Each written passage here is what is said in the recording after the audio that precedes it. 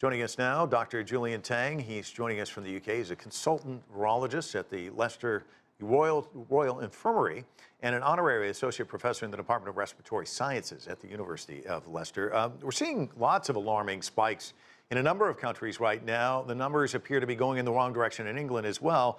There's ominous warnings from one member of the Scientific Advisory Group of Emergencies. He told the BBC this could lead to 200,000 daily cases by August. Give us your sense of how things look, and are you nervous about it as well? Yes, good evening. It's not just one person. I think all the scientists in the UK are worried about this. Their estimates have ranged from 50,000 to 100,000 cases a day, up to maybe 1,000 to 2,000 hospitalizations a day with the related deaths as well. Most of the UK, I think, are now vaccinated with the AstraZeneca vaccine.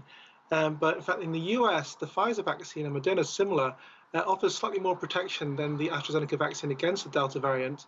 One study in the UK suggested 60% protection with the AstraZeneca, whereas more like 80% with the Pfizer vaccine after 2 doses. However, when you're seeing so many cases, even that difference may still lead to some hospitalizations and even deaths. Julian, the U.S. placed England to the highest risk level, and it's urging Americans now not to travel to Britain. Prime Minister Boris Johnson obviously wants to rev up the economy. He'd like to get those tourism dollars back, but could this all backfire on him? Yeah, so a lot of the scientists, and I'm one of them, a group of virologists have written to the FT recently saying that if you tapered off these restrictions in a more kind of slow manner, you'd reduce this kind of surge that we're seeing now. If you relax everything on the same day, you're going to see surges that then lead into winter, and those surges will still be there when the children and the students go back to the schools and universities, which are, again, high-density mixing situations. So in fact, we're actually building up a kind of snowball effect for the winter, because also we've seen waning immunity in the older population that have been vaccinated much earlier, back in January, February. And again, the 3rd dose boosters planned for those older populations will not roll out till probably midwinter and will not be finished by end of winter, early spring. So we are looking for a kind of a very severe NHS winter. Julian, we've heard a lot about those 2 words, herd immunity. Give us your sense about that. And also, where is the UK on vaccinations? We saw vaccinations just, on a tangent here in the United States, and then they tended to wane. Is there some, hesitancy towards vaccines with some of the population there?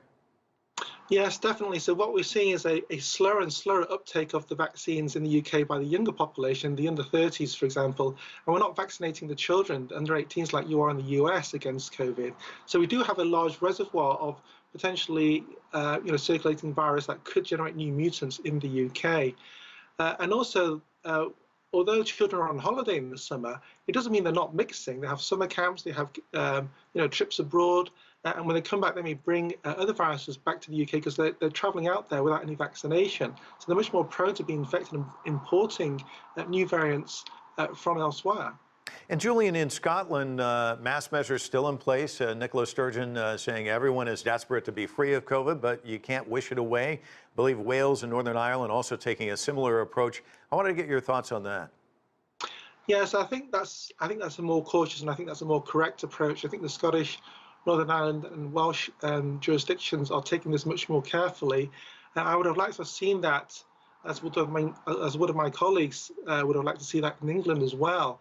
So I think we're really now a kind of England-specific experiment for the rest of the world to see what happens when you open up with rising case numbers and a Delta variant that actually can break through vaccination barriers with relative ease. We're seeing 1 in 10 hospitalizations being due to cases where they've been doubly vaccinated against COVID, but still being infected with the Delta variant. Julian, we've got about 20 seconds. How long are we going to have to suffer through this, do you think? When do we turn the corner on COVID? Yeah, so we're going to see this as a seasonal virus going forward in the future, with more and more of the population being immune by either natural infection or vaccination. And hopefully, after a few years, we'll have enough people vaccinated to then settle down to a kind of more seasonal flu kind of infection where we do tolerate a certain level of hospitalizations and deaths each season. All right, Julian, thanks so much for your insights. Really appreciate it.